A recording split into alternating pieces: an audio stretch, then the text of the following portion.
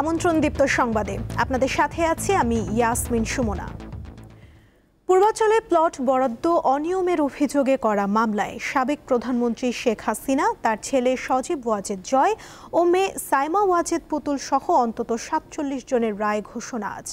ঢাকার বিশেষ জজ আদালত ৫-এর বিচারক এ রায় ঘোষণা করবেন। ক্ষমতার অপব্যবহার করে পূর্বাঞ্চল নতুন শহর প্রকল্পে ১০ কাঠার সরকারি প্লট বরাদ্দ নেওয়ার অভিযোগে গত ১৪ই জানুয়ারি শেখ হাসিনা সহ ৮ জনের বিরুদ্ধে একটি মামলা করে দুদক। এরপর একই অভিযোগে ১৪ই জানুয়ারি সজীব ওয়াজেদ জয় ও শেখ হাসিনা সহ ১৫ জনের বিরুদ্ধে দ্বিতীয় মামলা হয়। এর আগে ১২ই জানুয়ারি শেখ হাসিনা ও পুতুল সহ ১৬ জনের বিরুদ্ধে তৃতীয় মামলাটি করেন দুদকের এক সহকারী পরিচালক। এর আগে ২৩শে নভেম্বর ঢাকার বিশেষ জজ আদালত ৫-এর বিচারক রাষ্ট্র ও আসামি পক্ষের যুক্তি উপস্থাপন শেষে এই ৩ মামলায় রায় ঘোষণার জন্য ২৭ নভেম্বর ধার্য করেন। এই ৩ মামলায় শুরু থেকে শেখ হাসিনা, তার ছেলে সজীব ওয়াজেদ জয় ও মেয়ে সাইমা ওয়াজেদ পুতুল পলাতক রয়েছেন। রাজুক এর সাবেক সদস্য খুরশিদ আলম কারাগারে রয়েছেন। শেখ হাসিনা ৩ মামলার আসামি, জয় ও পুতুল পৃথক এক মামলার আসামি। বর্তমানে নারীরা সামাজিক, সাংস্কৃতিক ও রাজনৈতিক নিরাপত্তাহীনতার মধ্যে আছেন। নারীদের বিষয়ে একটি পশ্চাৎপদ মানসিকতা পাওয়া যাচ্ছে। এই অবস্থা দেশের জন্য শুভ লক্ষণ নয়। বুধবার রাজধানীতে মানুষের জন্য ফাউন্ডেশন আয়োজিত সংলাপে এসব কথা বলেন বক্তারা। উদাহরণ মাত্র আমি বলছি, আন্তর্জাতিক নারী নির্যাতন প্রতিরোধ পক্ষ দিবস উপলক্ষে বুধবার রাজধানীর একটি হোটেলে challenging social norms and power dynamics towards a fair free future শীর্ষক সংলাপ আয়োজন করে মানুষের জন্য ফাউন্ডেশন। এতে বক্তারা নারীর প্রতি ঘটে যাওয়া নানা ধরনের সহিংসতার বর্ণনা দেন। তারা বলেন, নারী ও পুরুষের মধ্যে ভারসাম্য রক্ষায় প্রথা, আইন ও ধর্মকে ব্যবহার করা হয়। নারীরা একত্রিত হলে আগামী নির্বাচনে রাজনৈতিক দলগুলো তাদের ইশতেহারে সুরক্ষার বিষয়টি তুলে ধরতে বাধ্য হবে। সবাইকে একত্রিত করেন, রাজনীতিবিদদের ধরেন, নির্বাচন করতে চাচ্ছে, আমাদের কথা শুনতে হবে। ওনাদের কথা শুধু আমরা শোনার জন্য বসে নেই। নির্বাচনী ইস্তাহারে নারীদের সম্বন্ধে কি থাকবে? আমরা যদি একত্রিত হয়ে যদি নারীদের পক্ষে একটা যদি ঘোষণা এবং ইত্যাদি প্রত্যেকটাতে ঢুকাতে পারি, প্রত্যেক প্রধান দলে, তাহলে আগামী সরকারের কাছে আমরা চাপ দিতে পারবো এইগুলোকে কেন আপনি দাবি পূরণ করবেন না। আর আমরা রিফর্ম ট্র্যাকার দিয়ে ওনারা করছেন কি করছেন না সেটা দেখব। অন্য বক্তারা বলেন, মানুষের মনের ভিতর স্বৈরাচারী মনোভাব রয়েছে। নারীর যে শক্তি তা কাজে লাগানো যাচ্ছে না। কাঠামোগত পরিবর্তন না হলে বড় পরিবর্তন আসবে না। এত বড় একটা অভ্যুত্থান, এত বড় একটা আন্দোলন, যেখানে ৭০% আমাদের তরুণ মেয়েরা ছিল মাঠে, ৬০% ছিল মাদ্রাসার ছেলেমেয়েরা। Mind you, this is to be noted. এখানে এই যে আন্দোলনের সময় মেয়েরা এত সাহস নিয়ে বেরিয়ে এসে পরবর্তীকালে তারা সেই সাহসের জায়গাটা যে হারিয়ে ফেলে, সেটা নিয়ে অনেক বিশ্লেষণ হতে পারে। আমি সেখানে যাচ্ছি না। আমি শুধু বলতে চাইছি যে এই শক্তিটাকে কেন আমরা আমাদের রাষ্ট্রীয় জায়গায় এবং আমাদের এনজিওর জায়গায় আমরা আরো শক্তভাবে কাজে লাগাতে পারছি না। তারা বলেন, সহিংসতা প্রতিরোধে নারীদের যেমন সোচ্চার হতে হবে, তেমনি রাষ্ট্রচিন্তকদেরও বিষয়টা নিয়ে ভাবতে হবে। লাবণী গুহ, দীপ্ত সংবাদ, ঢাকা। পটুয়াখালীতে প্রতিনিয়ত কমছে তাপমাত্রা। শীতের সঙ্গে বাড়ছে কুয়াশার ঘনত্ব। সকাল ৯টায় জেলার কলাপাড়ায় সর্বনিম্ন তাপমাত্রা রেকর্ড করা হয় ১৬.২ ডিগ্রি সেলসিয়াস। তীব্র ঠান্ডায় বেশি ভোগান্তিতে রয়েছেন নিম্ন আয়ের খেটে খাওয়া মানুষ। এদিকে জেলার সকল হাসপাতালে বেড়েছে ঠান্ডাজনিত রোগীর সংখ্যা। আগামী ২৪ ঘন্টায় তাপমাত্রা আরও কমতে পারে বলে জানিয়েছে আবহাওয়া অফিস। বাংলাদেশের আগামী জাতীয় সংসদ নির্বাচন সুষ্ঠু, অবাধ, বিশ্বাসযোগ্য এবং অংশগ্রহণমূলক হবে বলে আশা প্রকাশ করেছেন ঢাকায় নিযুক্ত জার্মান রাষ্ট্রদূত রুডিগার লোটস। বুধবার ডিক্যাপ টকে বাংলাদেশে একটি সত্যিকারের জাতীয় সমঝোতার তাগিদ দিয়ে তিনি বলেন, এয়ারবাস না কিনলে ইউরোপের সঙ্গে সম্পর্কে এবং রপ্তানি বাণিজ্যে প্রভাব পড়বে। দেশের কূটনীতিক প্রতিবেদকদের সংগঠন ডিক্যাবের আমন্ত্রণে সাংবাদিকদের মুখোমুখি হন ঢাকায় নিযুক্ত জার্মান রাষ্ট্রদূত। বুধবার জাতীয় প্রেস ক্লাবে ডিক্যাব টক অনুষ্ঠানে তিনি খোলামেলা কথা বলেন বাংলাদেশের আগামী জাতীয় সংসদ নির্বাচন নিয়ে। বাংলাদেশের রাজনীতিতে সব পক্ষের ঐক্যমত্য এখনই সম্ভব নয় বলেও অনুধাবন করছেন জার্মান রাষ্ট্রদূত। বাংলাদেশে অংশগ্রহণমূলক নির্বাচন দেখতে চায় জার্মানি। নির্বাচন অবাধ, সুষ্ঠু, গ্রহণযোগ্য এবং অংশগ্রহণমূলক হবে বলে আমাদের প্রত্যাশা। সেই সঙ্গে ভোটার উপস্থিতি বেশি হবে এটাও প্রত্যাশা করি। ভোটের ক্যাম্পেইন করার সময় যেন রাজনৈতিক সহিংসতা কম হয়, সেটাই মুখ্য বিষয়। শেখ হাসিনার বিচার প্রক্রিয়া নিয়ে জার্মান রাষ্ট্রদূত বলেন, ক্ষমতার অপব্যবহারের বিচার হতে হবে, তবে ইউরোপ মৃত্যুদণ্ডের বিপক্ষে। ইউরোপীয় ইউনিয়ন সব পরিস্থিতিতেই মৃত্যুদণ্ডের বিরোধী। ক্ষমতার অপব্যবহার মোকাবেলায় যে কোনো প্রচেষ্টা অবশ্যই আইনের মৌলিক নীতি মেনে পরিচালিত হবে।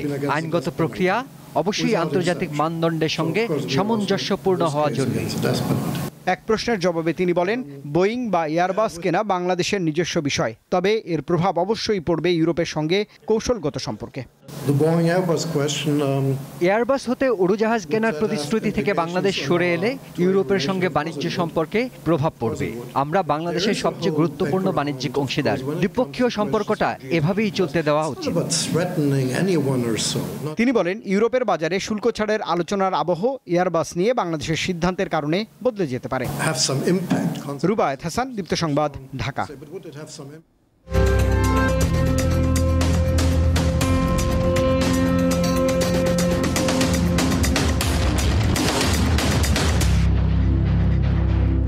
ত্রয়োদশ জাতীয় সংসদ নির্বাচন ঘিরে সরগরম হয়ে উঠেছে নীলফামারী 2 আসন। জামায়াতে ইসলামী ও ইসলামী আন্দোলন বাংলাদেশের পর বিএনপি দলীয় প্রার্থী চূড়ান্ত করায় জমে উঠেছে ভোটের মাঠ। নীলফামারী সদর উপজেলা নিয়ে গঠিত নীলফামারী 2 আসন। কৃষি নির্ভর এই আসনটিতে রয়েছে উত্তরের সবচেয়ে বড় শিল্প প্রতিষ্ঠান উত্তরা ইপিজেড।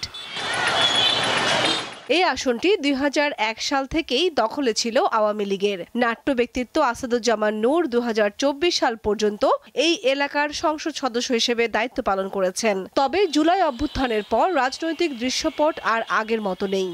নির্বাচন তিনটি বার হয়েছে, আমরা সুষ্ঠুভাবে নির্বাচন ভোট দিতে পারি নাই। আগামীতে একটা সুষ্ঠু, সুন্দর এবং নিরপেক্ষ একটা নির্বাচন চাচ্ছি আমরা। যে সরকার আসুক না কেন, সে সরকারের কাছে আমাদের একটাই দাবি, যেন আমরা যারা গরিব মানুষ আছি, আমরা যেন চিকিৎসা খাত থেকে, আমরা সেবা থেকে আমরা দূরে না থাকি। আমাদের এই স্বপ্নযাত্রার ভিত্তিতে প্রথম ইটটি হবে আমাদের ভোট। যে সরকারই আসুক না কেন, সেই সরকার যেন শিক্ষা খাতের বরাদ্দ বেশি রাখে। এবার আসনটিতে একক প্রার্থী দিয়েছে বিএনপি। মনোনয়নের আগে থেকেই ধানের শীষের হয়ে মাঠ দাপিয়ে বেড়াচ্ছে জেলা বিএনপির সদস্য সচিব AHM সাইফুল্লাহ রুবেল নামের এই প্রার্থী। তারেক রহমানের যে স্বপ্ন, বাংলাদেশ নিয়ে তিনি দিনরাত 24 ঘন্টা যে পরিশ্রম করছেন, 31 দফা আলোকে আমরা বাংলাদেশকে সাজাতে চাই, গুছাতে চাই। এদিকে অনেক আগে থেকেই প্রার্থী মনোনীত করে রেখেছে বাংলাদেশ জামায়াতে ইসলামী। আসনটিতে 2001 ও 2008 সালে জামায়াতের হয়ে নির্বাচন করা প্রয়াত আব্দুল লতিফের ছেলে আল ফারুক আব্দুল লতিফ দলীয় মনোনয়ন নিয়েছেন। নীলফামারীতে যে ইপিজেডটা, সেটা অপূর্ণাঙ্গ ইপিজেড। এখানে কোনো কন্টেইনার টার্মিনাল নেই, এখানে কোনো সি পোর্টের সাথে সরাসরি এই ইপিজেডের সরাসরি কোনো যোগাযোগ নাই। যোগাযোগ ব্যবস্থা স্থাপন করা, কন্টেইনার টার্মিনাল নির্মাণ করা এবং ইপিজেডটা নীলফামারীতে উৎপাদিত হয় এমন ধরনের অ্যাগ্রো বেসড ইন্ডাস্ট্রি তৈরি করা। আসনটিতে বিএনপি ও জামায়াতের পাশাপাশি মাঠে আছে ইসলামী আন্দোলন বাংলাদেশ, জাতীয় নাগরিক পার্টি এনসিপি ও গণ অধিকার পরিষদ সহ অন্যান্য দলও। ইসলামী দলগুলোর প্রতি ভোটারদের দুর্বলতা আমরা ভালো লক্ষ্য করছি। তো সেই জায়গা থেকে আমরা ভোটারদের কাছে যাচ্ছি এবং ভোটারদের কাছে ভালো একটা আশা পাচ্ছি। আমরা জনগণের কাছে যাচ্ছি, জনগণ বলতেছে তারা চাচ্ছে নতুনত্ব, তারা চাচ্ছে পরিবর্তন, তারা চাচ্ছে উন্নয়ন। সেক্ষেত্রে তারা আমাদেরকে সাপোর্ট করতেছেন।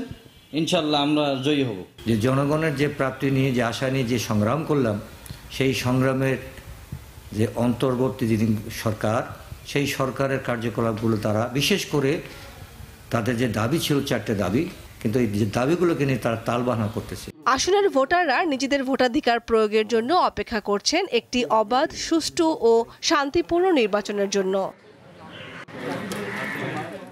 কামরুন নাহার, দীপ্ত, বার্তা কক্ষ। এবারে আন্তর্জাতিক প্রসঙ্গ। হংকংয়ে একটি বহুতল ভবনে অগ্নিকাণ্ডে অন্তত ৪৪ জন নিহত হয়েছেন। এখনও নিখোঁজ রয়েছেন কমপক্ষে 279 জন। স্থানীয় সময় বুধবার দুপুরে শহরের তাইপো এলাকায় ৩২ তলা একটি ভবনে আগুন লাগে, যা রাতেও জ্বলতে দেখা যায়। ফায়ার সার্ভিস জানায় ওয়াংকুক কোর্ট নামের আবাসিক কমপ্লেক্সটিতে মোট ৮টি ভবন রয়েছে, যেখানে ২,০০০ অ্যাপার্টমেন্টে ৪,৬০০ জনের বেশি মানুষ বাস করেন। আগুনের কারণে হংকংয়ের প্রধান দুটি মহাসড়কের একটি বন্ধ করে দেওয়া হয়, তাতে ব্যাহত হয় যান চলাচল। এছাড়া বৃহস্পতিবার শহরের অন্তত ৬টি স্কুল বন্ধ ঘোষণা করা হয়। খেলার খবর। আয়ারল্যান্ডের বিপক্ষে বাংলাদেশের টি-20 সিরিজ শুরু হচ্ছে আজ। চট্টগ্রামে প্রথম ম্যাচটি শুরু হবে সন্ধ্যা ৬টায়। সফরকারীদের বিপক্ষে টেস্ট সিরিজ জিতে আত্মবিশ্বাসী লিটন বাহিনী, তবে ভয় ধরাচ্ছে সবশেষ ওয়েস্ট ইন্ডিজ সিরিজ। এ মাঠেই ক্যারিবীয়দের কাছে হেরেছিল বাংলাদেশ, আর দরজায় কড়া নাড়ছে টি-20 বিশ্বকাপ। বাকি আছে মাত্র 2 মাস। সেই প্রস্তুতির অংশ হিসেবে সবগুলো সিরিজে টি-20 ম্যাচ রেখেছে ক্রিকেট বোর্ড। ওয়েস্ট ইন্ডিজের বিপক্ষে সিরিজ হাতছাড়া করলেও আয়ারল্যান্ডের বিপক্ষে জয়ের পরিকল্পনা নিয়েই মাঠে নামবে বাংলাদেশ। আমাদের যে ক্যাপাবিলিটি আছে, আমরা যদি আমাদের দিনে 100% ক্রিকেট খেলতে পারি, অবশ্যই ডমিনেটিং জয় পাওয়া সম্ভব। But at the same time আপনাকে ক্রিকেটে প্রত্যেকটা টিমকে রেসপেক্ট করতে হবে। যেদিন যে ভালো ক্রিকেট খেলবে তাদেরই পক্ষে গেম যাবে। আমরা চেষ্টা করবো আমাদের বেস্ট ক্রিকেট দেখা।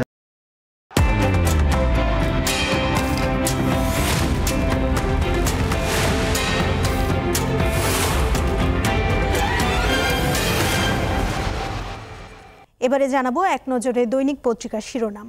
আমাদের হাতে রয়েছে প্রথম আলো পত্রিকা, যার প্রধান শিরোনামে দেখতে পাচ্ছি অতি ঝুঁকিপূর্ণ ভোট কেন্দ্র বেশি ঢাকায়। পুলিশের পর্যবেক্ষণ অনুযায়ী দেশের ৮ বিভাগের মধ্যে অতি ঝুঁকিপূর্ণ ভোট কেন্দ্র সবচেয়ে বেশি ঢাকা বিভাগে। সুষ্ঠু উৎসবমুখর নির্বাচন আয়োজনের জন্য সরকারের নির্দেশনায় পুলিশ সব ধরনের প্রস্তুতি নিচ্ছে। এদিকে খেলাপি ঋণ বেড়ে এখন ৬.৫ লাখ কোটি টাকা। এদিকে গণভোটের প্রস্তুতি এগিয়ে নিচ্ছে ইসি। পলক স্টাইল প্রকল্প এবার যুব উন্নয়ন অধিদপ্তরে। দৈনিক যুগান্তর পত্রিকার প্রধান শিরোনামে দেখতে পাচ্ছি নির্বাচিত সরকারের জন্য অশনি সংকেত, লুটপাটে বিধ্বস্ত ব্যাংক খাত। এদিকে হাসিনা ও কামালের মৃত্যুদণ্ড, পূর্ণাঙ্গ রায় প্রকাশ কপি পেয়েছে প্রসিকিউশন। স্বর্ণালঙ্কার লুকাতেও সিদ্ধহস্ত হাসিনা, এ নিয়ে রয়েছে যুগান্তরে একটি প্রতিবেদন। এদিকে দেখতে পাচ্ছি নির্বাচনকালীন প্রশাসন সাজানো শুরু, লটারিতে 64 জেলায় এসপি, 166 উপজেলায় ইউএনও। রাজুকের প্লট দুর্নীতি, আজ হাসিনা, জয় ও পুতুলের 3 মামলার রায়। আজকের পত্রিকায় দেখতে পাচ্ছি জামায়াত জোটের আসন সমঝোতা প্রায় চূড়ান্ত। এদিকে এনসিপি সহ 4 দলের জোট ঘোষণা যে কোনো সময়। আরও রয়েছে হাসিনাকে ফেরানোর চিঠি পর্যালোচনা করছে ভারত। হাসিনার লকারে হীরা, মুক্তা, নৌকা, হরিণও মিলেছে। এদিকে 64 জেলায় নতুন পুলিশ সুপার, 166 ইউএনওর পদায়ন, 3 স্তরে 826 বিচারকের পদোন্নতি। কালের কণ্ঠ পত্রিকায় দেখতে পাচ্ছি ব্যবসা মন্দা, আয় নেই, করে ভাটা। এদিকে খেলাপি ঝড়ে বিপন্ন ব্যাংক খাত। শেখ হাসিনাকে প্রত্যর্পণের অনুরোধ পর্যালোচনা করা হচ্ছে, জানালো ভারত। এদিকে নির্বাচনী প্রশাসন সাজাচ্ছে সরকার। লটারিতে 64 জেলায় নতুন এসপি, 166 ইউএনও প্রশাসনের তরুণ কর্মকর্তাদের মধ্যে উদ্বেগ। সমকাল পত্রিকার প্রধান শিরোনামে রয়েছে বিশ্বের সবচেয়ে জনবহুল শহর হওয়ার পথে ঢাকা। ঢাকায় চাপ কমাতে না পারলে জাতীয় উন্নয়ন আটকে যাবে, সাক্ষাৎকারে বললেন অধ্যাপক আদিল মোহাম্মদ খান। এদিকে 20টি আসনে মনোনীত প্রার্থীর বিরুদ্ধে বিদ্রোহীরা তৎপর। আরও দেখতে পাচ্ছি তারেক রহমান ভোটার হননি, দেশে ফিরবেন মধ্য ডিসেম্বরে। বণিক বার্তা পত্রিকার প্রধান শিরোনামে রয়েছে বাংলাদেশের খেলাপি ঋণের হার বিশ্বে এখন সর্বোচ্চ। এদিকে মৃত্যুদণ্ডের পূর্ণাঙ্গ রায় প্রকাশ, শেখ হাসিনাকে আপিল করতে হবে 30 দিনের মধ্যে। ঢাকা এখন বিশ্বের দ্বিতীয় জনবহুল শহর। নাগরিক সেবা, পরিবেশ, স্বাস্থ্য ও নিরাপত্তার সব ক্ষেত্রেই তলানিতে। দেখে নিলাম আজকের দৈনিক পত্রিকার শিরোনামগুলো। এ ছিল এখনকার মতো। এরপর দুপুর 1টায় বাণিজ্য সংবাদ দেখার আমন্ত্রণ রইল। এছাড়া আরও তথ্য পেতে যুক্ত থাকুন দীপ্ত ডিজিটাল প্ল্যাটফর্মের সাথে। ধন্যবাদ সবাইকে।